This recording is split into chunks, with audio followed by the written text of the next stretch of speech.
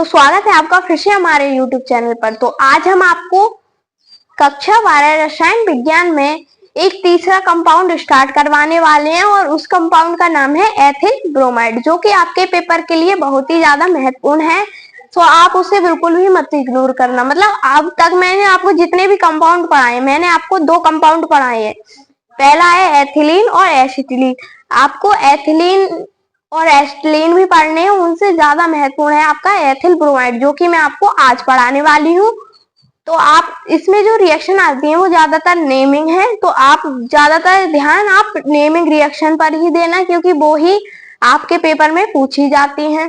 तो हम आपको जितने भी जो कंपाउंड करवाने वाले हैं, जैसे कि हमने आपको कंपाउंड बताए हैं 21, मतलब जो ऑर्गेनिक केमिस्ट्री होती है उसमें 21 होते हैं, और ऑर्गेनिक के ही अंदर होती है हमारी एरोमेटिक केमिस्ट्री, और उस केमिस्ट्री में होते हैं हमारे 9 कंपाउंड। आप इन्हें याद रखना, क्योंकि जो मेरा पढ़ाने का तरीका है वो थोड़ा अलग है, सब लोगों से थोड़ा अलग है।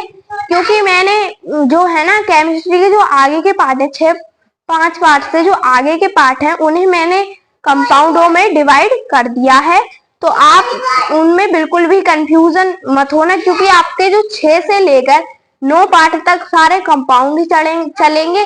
अगर आपने जो कंपाउंड है 21 कंपाउंड पूरे कर लिए, और जो ऑर्गेनिक केमिस्ट्री के अंदर आती है एरोमेटिक केमिस्ट्री, उसमें भी कितने आते हैं 9 कंपाउंड। अगर आपने 9 पूरे कर लिए और 21 वो कर लिए, तो आपके 6 से लेकर जो 9 पार्ट तक होते हैं ना, वो आपके बिल्कुल क्लियर हो जाएंगे। क्योंकि उन जो चैप्टर है उनमें ज्यादातर रिएक्शन आती है, और रिएक्शंस को ही मैंने कंपाउंडों में डिवाइड किया है। तो चलिए अब हम अपनी वीडियो को स्टार्ट करते हैं। यहाँ पर हमारे कंपाउंड का नाम है एथिल ब्रोमाइड। क्या है? Ethyl bromide. अब इसके हम पहले देखते हैं इसकी केमिकल प्रॉपर्टीज, मतलब रासायनिक गुण में क्या क्या आता है। तो यहाँ पर ये इसके जो रासायनिक गुण है, मतलब ये किस किस से रिएक्शन करेगा, तो ये करता है रिएक्शन 17 लोगों से, जैसे कि हाइड्रोजन 1, ब्रोमाइड 2, मतलब इनसे क्रिया करता है 17 तत्वों से। तो यहाँ पर देखो हमने पहले इसकी प्रॉपर्टीज में क्या क्या लिखा है, फिर हम आपको क्या बताएंगे इसकी रिएक्शन। तो यहाँ पर देखो ये पहले रिएक्शन करेगा हाइड्रोजन से, कितने 2 हाइड्रोजन से, और जिंक और कॉपर की उपस्थिति में। और फिर है ये Br2 मतलब ब्रोमाइड से क्रिया करेगा ये फीमिंग लाइट की उपस्थिति में, मतलब जो विसरित प्रकाश होता है, जो धीमा धीमा जो छन कर आता है, उसे हम फीमिंग लाइट बोलते हैं।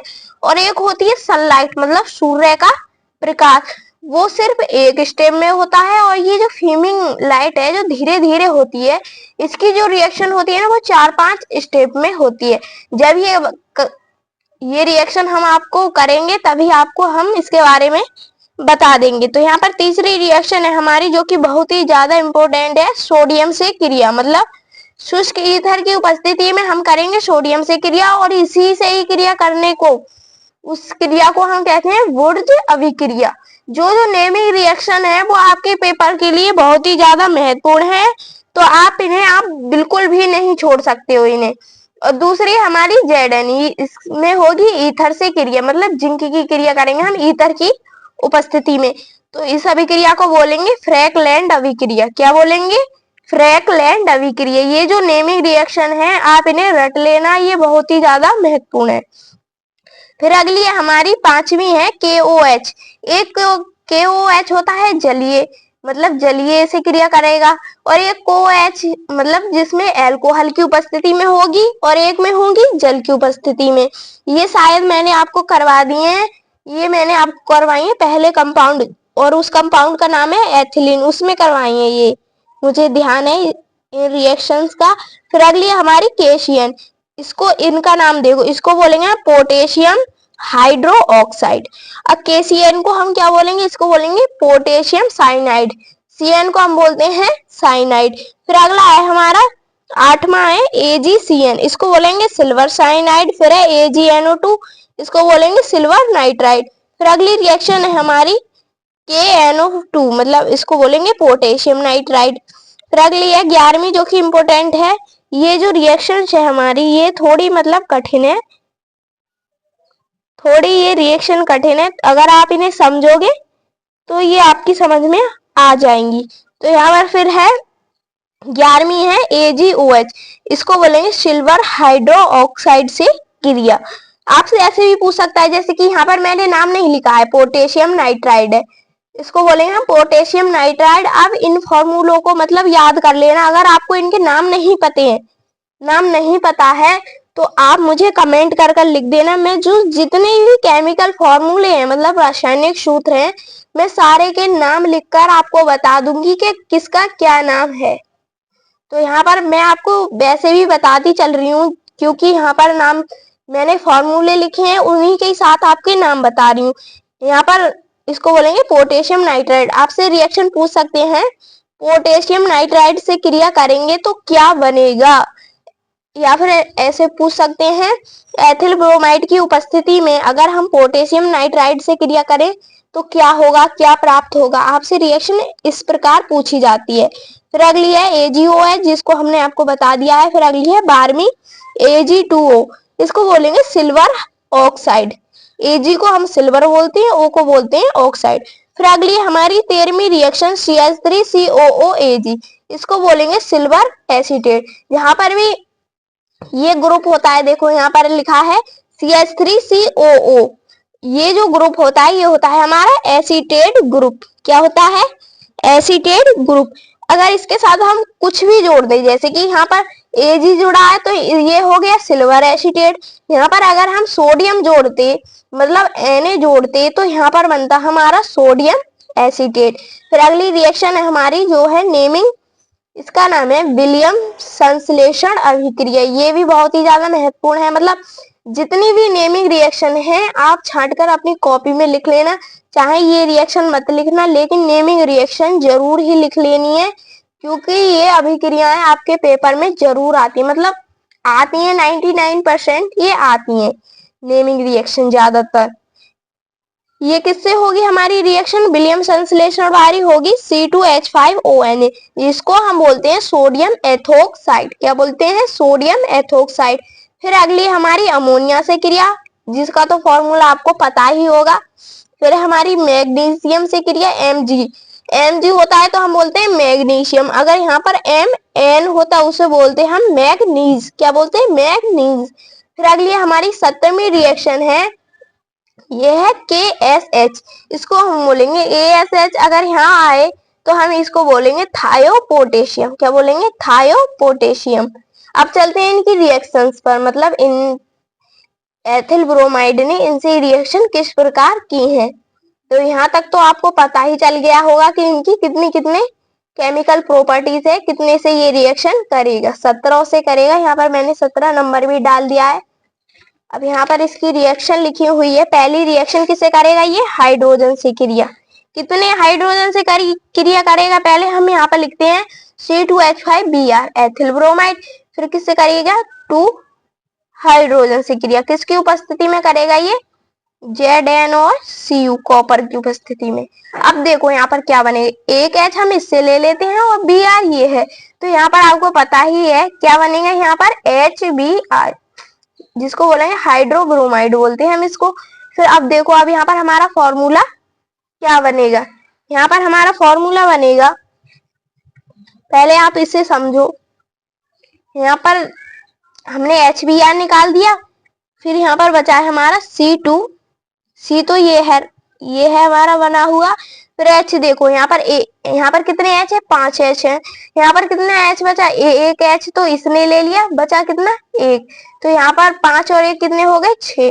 तो इसको हम बोलेंगे एथेन, C2H6। इसको स्ट्रक्चर रूप होगा, मैं आपको यहाँ पर ही बता रही हूँ। यहाँ पर होगा इसका CH3 और CH3, ये होगी इसकी संरचनात्मक रूप। इसको बोलेंगे हम एथेन। क्या बोलेंगे, एथेन। अब अगली रिएक्शन है हमारी Br2 से, जो कि हमने आपको बताई थी फीमिंग लाइफ में। यहाँ पर जो रिएक्शन होती है, जब तक इसके जो हाइड्रोजन होते हैं, हाइड्रोजन खत्म नहीं हो जाते हैं, तब तक ये फीमिंग रिएक्शन होती है, ये चलती रहती है। चाहे यहाँ पर हाइड्रोजन 6 होंगे, फिर भी हमें ये चलानी ही पड़ेगी, ये वाली जो रिएक्शन है। यहाँ पर देखो किस प्रकार ये रिएक्शन होगी। अगर यहाँ पर सनलाइट होती तो ये सिर्फ इतनी ही होती, मतलब एक ही स्टेप में ये पूरी हो जाती, लेकिन यहाँ पर क्या है, फीमिंग लाइट है। तो यहाँ पर देखो क्या होगा, C2H5, Br प्लस क्या है Br2 हमने लिया है, किसमें लिया है, फ्यूमिंग लाइट की उपस्थिति में। तो यहाँ पर देखो एक H हम इससे ले लेते हैं और एक Br इससे, तो यहाँ पर निकालेंगे हम HBr, बचा क्या C2H4, ये लिख लिया। Br एक ये बचा और एक इसका बचा, तो हमने यहाँ पर लिख लिया Br2। तो इसका नाम हुआ डाई ब्रोमो एथेन। क्या हुआ, डाई ब्रोमो एथेन, क्योंकि यहाँ पर Br2 दो है। फिर अब अगली है हमारी, इसी को ही हमने फिर से उठा लिया, C2H4 Br2 प्लस क्या है, फिर से हमने Br2 से क्रिया करी, मतलब जब तक इसके हाइड्रोजन खत्म नहीं होंगे तब तक हम रिएक्शन जो है कंटिन्यू करते रहेंगे, चलती रहेगी। यहाँ पर भी हमने HBr निकाल दिया, यहाँ पर क्या बचा C2H3, H एक इससे ले लिया, H3 यहाँ पर हो गया। फिर यहाँ पर क्या बचा, एक Br2 ये बचा और एक Br ये बचा, तो यहाँ पर कितने होंगे Br3, इसका नाम होगा ट्राई ब्रोमो एथेन। ऐसे ही यहाँ पर होगा, यहाँ पर इसको ही हमने फिर से उठाया है, फिर Br2 से क्रिया करी, यहाँ पर Br4 हो गया, यहाँ पर निकल गया HBr और यहाँ पर रह गए दो हाइड्रोजन, इसका नाम हुआ टेट्रा ब्रोमो एथेन। फिर अगली रिएक्शन है, इसको ही हमने फिर से उठाया क्योंकि यहाँ पर हमारे दो हाइड्रोजन अभी हैं, तो इसमें फिर से Br2 से क्रिया करी, फिर यहाँ पर HBr निकल गया, यहाँ पर क्या बचा C2H, सिर्फ एक ही H बचा, यहाँ पर कितने हो गए Br5, इसका नाम होगा पेंटा ब्रोमो एथेन। ऐसे ही यहाँ पर देखो एक H, इसको ही हमने फिर से उठा लिया, फिर यहाँ पर हमने HBr निकाल लिया, फिर यहाँ पर कितने हो गए C2Br6, इसको बोलेंगे हेक्सा ब्रोमो एथेन। अगर यहाँ पर एक आध H और बचता तो हम उसको एक स्टेप में और करते। तो अब हम अगली रिएक्शन पर आते हैं। हमारी अगली रिएक्शन कौन सी है, हमारी अगली रिएक्शन है वुर्त्ज अभिक्रिया, जो कि सोडियम वाली थी। यहाँ पर देखो C2H5Br, मतलब एथिल ब्रोमाइड से ही हम क्या करेंगे क्रिया, प्लस हम यहाँ पर सोडियम के कितने मॉलिक्यूल लेंगे, दो अणु लेंगे, फिर यहाँ पर और इसके भी हम दो लेंगे। यहाँ पर हमने Br, इसको ऐसे भी लिख सकते हैं ना हम एथिल ब्रोमाइड को, BrC2H5, क्या लिखते हैं BrC2H5। किसकी उपस्थिति है यहाँ पर, शुष्क ईथर की, किसकी, शुष्क ईथर की उपस्थिति है, आप इसे ठीक से लिख लेना। फिर यहाँ पर क्या बनेगा, आपको यहाँ पर दिख रहा होगा कि यहाँ पर क्या निकलने वाला है, यहाँ पर देखो 2NaBr, क्या निकलेगा, मैं आपको यहाँ पर निकल कर बता रही हूँ 2NaBr, ये हो गए पूरे। अब यहाँ पर बचा क्या, C2H5 यहाँ और C2H5 यहाँ। अब देखो इससे कौन सा हमारा फॉर्मूला बन रहा है, तो यहाँ पर देखो, यहाँ पर बनेगा C4, क्योंकि 2Ca और 2Ca, तो कितने हो गए 4, H कितने हो गए 5 और 5 10, C4H10, इसको हम बोलेंगे ब्यूटेन। क्या बोलेंगे, ब्यूटेन का ये है फॉर्मूला। जो सिलेंडर में गैस भरी जाती है ना, वो हमारी ब्यूटेन ही भरी जाती है। फिर अब अगली रिएक्शन पर आते हैं, ये जो है बहुत ही ज्यादा महत्वपूर्ण है, आप इसे बिल्कुल भी इग्नोर मत करना, और इतनी ही ज्यादा क्या है, ये सरल है, ये आपके पेपर में 1 नंबर में या 2 नंबर में आ सकती है। अब यहाँ पर मैं आपको इसकी थ्योरी बताती हूँ, यहाँ पर आपको पूछे वुर्त्ज अभिक्रिया बताइए और उसके बारे में बताइए, तो यहाँ पर आप ऐसे लिख सकते हो, जब हम एथिल ब्रोमाइड की क्रिया सोडियम के साथ करते हैं और शुष्क ईथर की उपस्थिति लेते हैं, तो उसमें NaBr, मतलब सोडियम Br निकल जाता है, और जो बचता है उसका नाम होता है C4H10, उसका नाम होता है ब्यूटेन। आप नाम होता है ये भी लिख सकते हो, आप ये भी लिख सकते हो, उससे प्राप्त होता है हमारा ब्यूटेन। फिर आपको ये रिएक्शन दे देनी है, फिर आपके कितने 2 नंबर क्लियर हो जाएंगे। अब यहाँ पर अगली है हमारी चौथी रिएक्शन, फ्रैकलैंड अभिक्रिया, ये भी इम्पोर्टेंट है, ये भी उसी की तरह होगी। यहाँ पर Zn ले लिया है, 2 मॉलिक्यूल इसके 2 मॉलिक्यूल इसके, यहाँ पर निकलेगा ZnBr2, बचा क्या C4H10, इसमें भी क्या बनेगा हमारा ब्यूटेन। फिर अगली रिएक्शन है जलीय और अल्कोहली वाली, फिर इसमें क्या है QH से ही तो क्रिया करा रहे हैं हम एथिल ब्रोमाइड की। फिर यहाँ पर क्या बनेगा KBr, आपको अलग ही दिख रहा होगा, ये निकल जाएगा बाहर। फिर यहाँ पर क्या बचेगा C2H5OH, क्या बन गया, इसको कहेंगे एथिल एल्कोहल। जो शराब में होता है ना, इसकी मात्रा शराब में होती है, इसलिए लोग इसे पीते हैं। फिर अगली है हमारी एल्कोहल, ये जलीय हो गई, ये एल्कोहल होगी। अब यहाँ पर आप देखो क्या निकल रहा है, KBr। तो यहाँ पर हम पहले ही निकाल देते हैं KBr। अब आपको ये रिएक्शन इसी की तरह लग रही होगी कि C2 यहाँ पर है, OH यहाँ पर है, तो हम भी यहाँ पर C2H5OH लिख लेते हैं, लेकिन ये ऐसे नहीं बनेगी। यहाँ पर हम इसका एक हाइड्रोजन ले लेते हैं और एक ये है O यहाँ पर है, तो यहाँ पर हम पहले निकालेंगे H2O, क्या निकालेंगे, पानी। अब जो बचेगा उसे हम लिख लेते हैं, यहाँ पर हो जाएगा C2H4। क्या है ये, इसका मैंने आपको कंपाउंड भी बता दिया, ये है एथिलीन। क्या है, एथिलीन। ये इस प्रकार नहीं होगी, इस प्रकार होगी। आप याद रखना एल्कोहल, ये मैंने शॉर्ट में लिख दिया है एल्कोहल, ये क्या, ALC, ये जलीय। आप ऐसे याद कर लो, जलीय में एल्कोहल बनता है और एल्कोहल में जल बनता है। आपको इस प्रकार से ये याद हो जाएंगी। फिर अगली हमारी 7वीं रिएक्शन KCN, मतलब पोटेशियम साइनाइड से क्रिया करेंगे तो क्या बनेगा। तो इससे हम क्रिया करेंगे KCN से, तो यहाँ पर देखो क्या निकलेगा, KBr। तो आपको दिख रहा होगा ये अलग ही निकल जाएगा, इसको बोलेंगे KBr। फिर जो बचेगा उसे हम लिख लेंगे C2H5CN, इसको बोलेंगे हम एथिल साइनाइड। ऐसे ही अगली है हमारी, ये है AgCN, सिल्वर साइनाइड से क्रिया। जब हम इससे क्रिया करेंगे तो यहाँ पर देखो पहले क्या निकलेगा, ये तो आपको दिख रहा होगा AgBr, इसको हम अलग निकाल लेते हैं, ये निकल गया AgBr। अब इसमें हमारा कंपाउंड क्या बनेगा, मतलब यौगिक क्या बनेगा। यहाँ पर हमारा बचा क्या है, C2H5। यहाँ पर CN है, हमें डायरेक्ट CN नहीं लिखना है क्योंकि यहाँ पर सिल्वर आ गया है। यहाँ पर पोटेशियम था इसलिए हमने डायरेक्ट लिख लिया था। जहां कहीं भी सिल्वर आ जाए तो हम उसे लिखेंगे NC। क्या लिखेंगे, NC। और NC को हम बोलते हैं आइसोसाइनाइड, इसको बोलेंगे हम एथिल आइसोसाइनाइड। क्या बोलेंगे, एथिल आइसो, यहाँ पर आइसो है, आइसो साइनाइड। ये हो गया इसका फॉर्मूला। जहां कहीं भी Ag आ जाए आप ये समझ जाना, वहां पर आपको NC लिखना है, डायरेक्ट CN नहीं लिखना है। फिर अगली रिएक्शन है हमारी नमी है, जो कि है सिल्वर नाइट्रेट से क्रिया।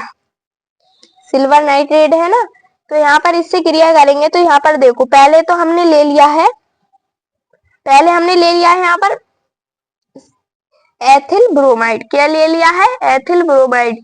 जब हम इसकी क्रिया कराएंगे तो क्या बनेगा, यहाँ पर देखो AgBr अलग ही निकल जाएगा, यहाँ पर हमने लिख लिया है AgBr। अब यहाँ पर क्या बनेगा, C2H5NO2। क्या आ गया, ये NO2। इसको बोलेंगे एथिल नाइट्राइड या फिर नाइट्रोएथिन भी बोल सकते हैं हम, इसको बोलेंगे नाइट्रोएथिन। आप यहाँ पर लिख लेना नाइट्रोएथिन, ये हो गया इसका नाम। अब यहाँ पर मैंने आपको ये वाला इमोजी क्यों लगाया था, ये वाला समझो। यहाँ पर मैंने नमी रिएक्शन पर ये वाला इमोजी क्यों लगाया था, क्योंकि ये हमारी इस एक स्टेप से हटकर दूसरे स्टेप में होगी। ये वाली हमने यहाँ तक तो कर ली है, अभी यहीं पर ही खत्म नहीं होगी, यहाँ पर इसका एक स्टेप और होगा। तो यहाँ पर हम इसको ही फिर इसको ले लेते हैं C2H5Br, मतलब एथिल ब्रोमाइड को ले लेते हैं, प्लस क्या करेंगे AgNO2 से हम फिर से क्रिया करेंगे, किससे, AgNO2 से। जब इससे हम क्रिया करेंगे तो यहाँ पर क्या बनेगा, C2H5 बनेगा। फिर ये है NO2, NO को ना निकालेंगे नहीं, हम खोल कर लिख लेंगे इसको। क्या लिखेंगे, डबल बॉन्ड O, तो यहाँ पर क्या रह जाएगा, एक O। यहाँ पर आप बना लेना O। फिर प्लस में क्या निकलेगा, AgBr। क्या निकलेगा, AgBr। अब यहाँ पर समझो, यहाँ पर हमने इसको खोल कर लिख दिया है, बाकी बिल्कुल सेम है, हमने इसको खोल कर लिख दिया है।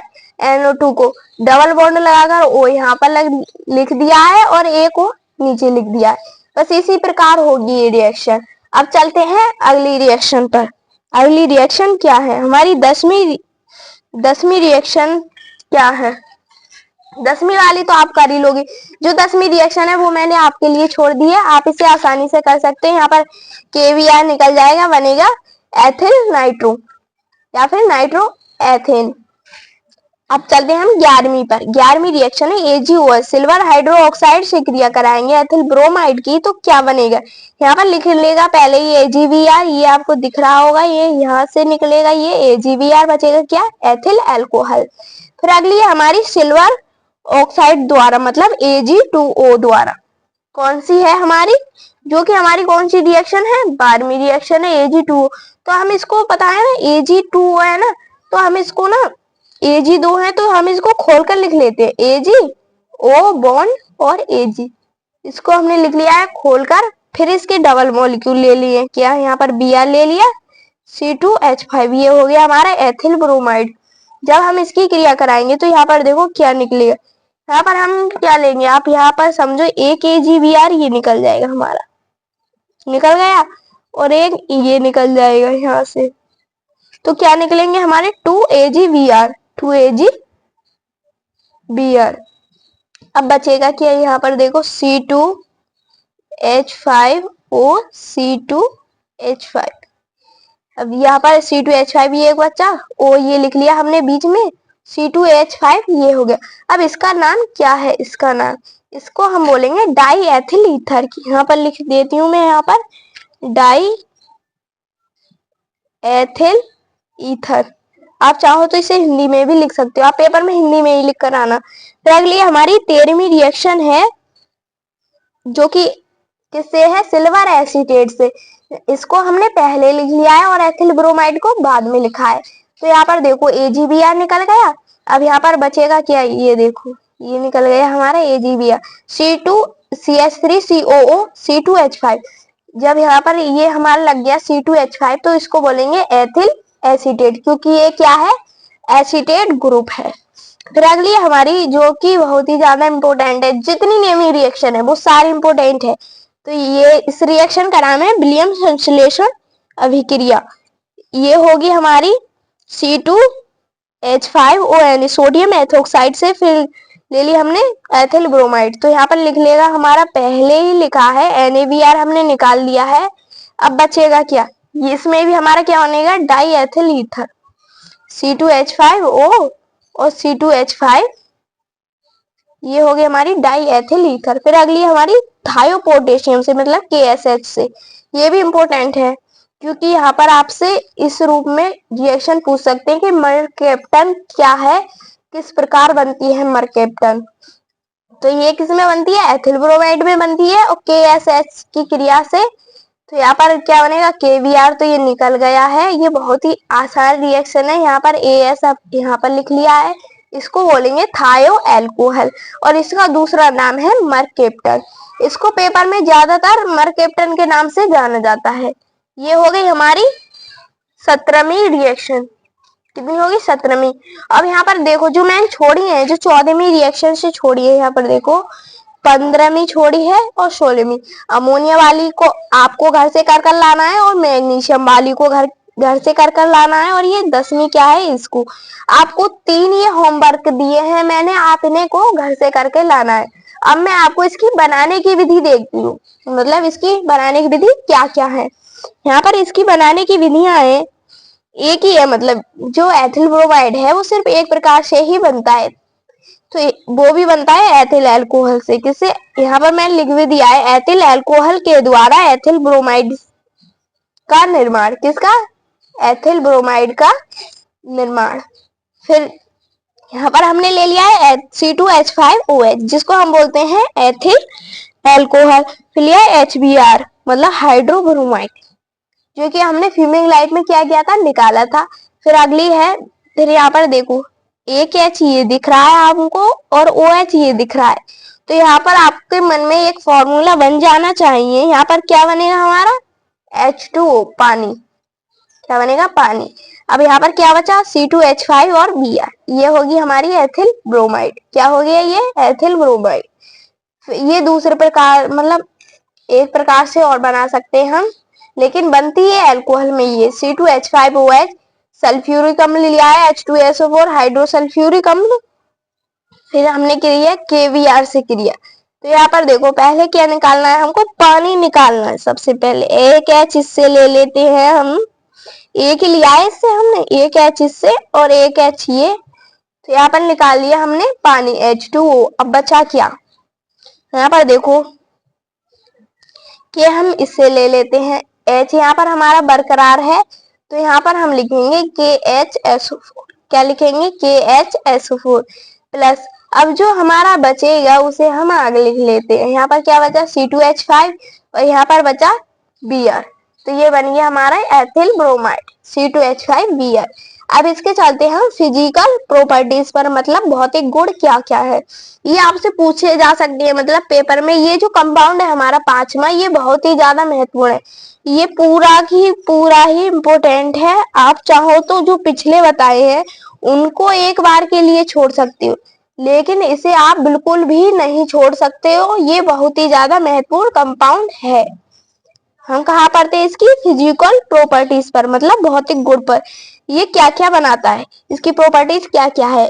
यहाँ पर देखो एथिल ब्रोमाइड रंगहीन, मतलब इसका कोई रंग नहीं होता है, तथा सुगंधित द्रव, मतलब जो सुगंधित जिसमें की सुगंध आती है वो कैसा है, द्रव।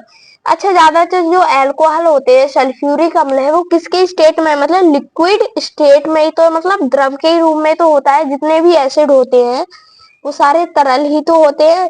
फिर अगली हमारी यह जल में अविलेय तथा अल्कोहल में विलेय है, मतलब ये जल में नहीं घुलता है, लेकिन जो शराब होती है, जो अल्कोहल होता है उसमें घुल जाता है एथिल ब्रोमाइड, क्योंकि यही तो बनाता है हमारा अल्कोहल, यहाँ पर बताया है। फिर अगली है यह जल से भारी है।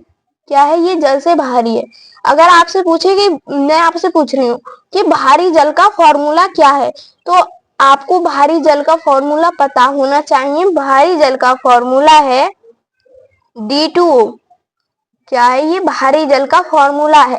अब चलते हैं इनके उपयोग पर। इनका उपयोग क्या क्या है, इसका उपयोग है मर्केप्टन के रूप में, जो कि हमने बनाई थी KSH, मतलब थायो पोटेशियम वाले हमने जो रिएक्शन की थी उसमें बनाई थी। फिर अगली है डाई एथिल ईथर, जो कि हमने बनाई थी सिल्वर ऑक्साइड में। फिर है एथिल अल्कोहल। एथिल अल्कोहल तो हमने ज्यादातर कंपाउंडों में बनाया ही है, जैसे कि सिल्वर हाइड्रोक्साइड में भी बनाया है। फिर आपको यहाँ पर एक नोट कर लिख लेना है, जिन यौगिकों में OH ग्रुप होता है वे PCl5 से क्रिया करते हैं। आप इसे मत पढ़ो, मैं आपको डायरेक्ट ही समझा देती हूँ कि यहाँ पर क्या है। ये जो हमारा फॉर्मूला है, ये हमारा ग्लिसरॉल का फॉर्मूला, किसका है, ग्लिसरॉल का। यहाँ पर जो भी PCl5 होते हैं वो जिससे क्रिया करते हैं ना, ये 3 PCl5 है ना, तो यहाँ पर जो OH है ये किससे करेंगे, सिर्फ और सिर्फ OH ग्रुप से ही क्रिया करते हैं, और किसी से ये क्रिया नहीं करते हैं। तो यहाँ पर देखो, यहाँ से ये क्रिया करेंगे ना, तो ये सारे OH ले लेंगे और इनके OH के स्थान पर ना ये Cl छोड़ देंगे। क्या छोड़ देंगे, Cl। तो यहाँ पर हमने लिख दिया है Cl छोड़ दिया। अब यहाँ पर देखो, जितने ही PCl5 होंगे, जितने ही OH होंगे, उतने ही ये POC, उतने ही ये क्या बनाएंगे, 3HCl ये निकालते हैं, और 3 ही क्या बनाएंगे, ये POCl3 बनाते हैं, मतलब जितने होते हैं। तो उम्मीद है आपको वीडियो समझ में आ गई होगी, जिसमें कि हमने आपको एथिल ब्रोमाइड के बारे में बताया है। एथिल ब्रोमाइड में जितनी भी नेमिंग रिएक्शन उसने आप सारी की सारी लिखते चलना है। अगर मेरी मानो तो पूरा कंपाउंड आप लिखते चलना है, क्योंकि लिखने से ज्यादातर प्रैक्टिस होती है। अगर हम ज्यादा प्रैक्टिस करेंगे तो हमें रिएक्शन ज्यादा याद रहेंगे, अगर ज्यादा याद रहेंगी तो हम पेपर में भी उन्हें आसानी से कर सकते हैं। अगर हम खाली केवल रिएक्शन की बात करें तो वो आती है आपके 1 नंबर में। अगर एक स्टेप में हुई तो वो 1 नंबर में ही आएगी। अगर आपके 2 नंबर में आई, अगर एक ही स्टेप वाली रिएक्शन 2 नंबर में आई तो उसमें आपको थ्योरी लिखनी पड़ेगी, मतलब जो थ्योरी होती है, जैसे कि मैंने आपको इसमें एक बनाकर बताई है, वो बताई है हमने आपको जो बुड्स अभिक्रिया है, जो सोडियम से हुई है, किससे हुई है, सोडियम से शुष्क ईथर की उपस्थिति में, वो वाली रिएक्शन बताई है, उसकी मैंने आपको थ्योरी भी बता दी है, मतलब थ्योरी बता दी, समझा दी है। तो आप उन्हें अपनी तरफ से भी बनाकर लिख सकते हो। अगर स्टेप में आई खाली, मतलब जैसे कि रीमन टीमन अभिक्रिया है, वो ज्यादातर स्टेप में करते हैं, मतलब 3 से 4 स्टेप में होती है, तो उसके आपको थोड़ी सी थ्योरी लिखनी है कि हम फिनॉल में क्रिया करते हैं इसकी, और कार्बन डाइऑक्साइड से भी क्रिया करते हैं हम इसकी, ये मैं आपको बाद को बताऊंगी। मतलब थोड़ी सी थ्योरी लिखनी है, फिर पूरी रिएक्शन लिख देनी है, फिर आपके पूरे के पूरे, मतलब एग्जामिनर देखकर आपकी कॉपी को खुश हो जाएगा कि हाँ, इस बच्चे ने अच्छे से लिखा है, अच्छे से रिएक्शन बनाई है। तो आपको अपने पेपर में ऐसे ही लिख कर आना है, और मैं आपको पेपरों के पास मतलब लिखने का तरीका भी बता दूंगी, क्योंकि अगर हमें रिएक्शन आती है और हमें लिखने का तरीका नहीं आता है, मतलब बॉन्ड कार्बन पर लगता है, हमने लगा दिया हाइड्रोजन पर, तो ऐसे नंबर हमें नहीं मिलेंगे। हमें सिर्फ और सिर्फ मतलब अच्छे से लिख कर आना है, अच्छी सी राइटिंग में लिख के आना है और पूरा लिख कर आना है क्वेश्चन, तभी हमें नंबर मिलेंगे। तो अब से जो टाइम है रह गया है हमारे पेपरों का, वहां तक मैं आपको सारा सिलेबस कंप्लीट करवा दूंगी, विथ प्रैक्टिस भी करवा दूंगी सारे क्वेश्चन की। तो हमारे यूट्यूब चैनल पर ऐसे ही बने रहिएगा, जिससे कि आपके केमिस्ट्री में और हिंदी में अच्छे से नंबर आ सके, आप अच्छे से पास हो सको। तो वीडियो को पूरा देखने के लिए थैंक यू।